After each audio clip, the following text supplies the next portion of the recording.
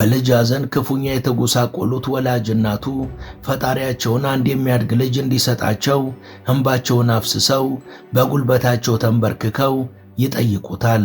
ያኔ በልጅ ሞት ክፉኛ ተጎድተው የነበሩት እናት አምላካቸው ልጅ እንዲሰጣቸው በተማጸኑበት ወቅት ልጁ ምንም አይነት ቢሆን በታላቅ ደስታ እንደሚቀበሉትና ዋናው የሚፈልጉት የሚያድግ ልጅ እንዲሰጣቸው ብቻ መለመናቸውን ዛሬ ላይ ሆነው ያስታውሳሉ። እኚህ እናት እንደለመኑትም እንደ ግሪጎሮሳውያኑ የዘመን ቀመር በ1999 ይህን ከሌሎች የተለየ ወንድ ልጅ ወለዱ። እናትየዋ የልመናቸውን ምላሽ አግኝተው ብዙም ሳይቆዩ ነበር የወላጅ አባቱ ሕይወት ያለፈው። ከዚያማ ይህንን ሕፃን የማሳደጉ ቀንበር እናት ላይ ብቻ ወደቀ። ልጁ ከአምላካቸው የተሰጣቸው የልመናቸው ውጤት መሆኑን የተቀበሉት እናት ከምንም አስበልጠው እንደሚወዱትም ደግመው ደጋግመው ሲናገሩ ይደመጣሉ።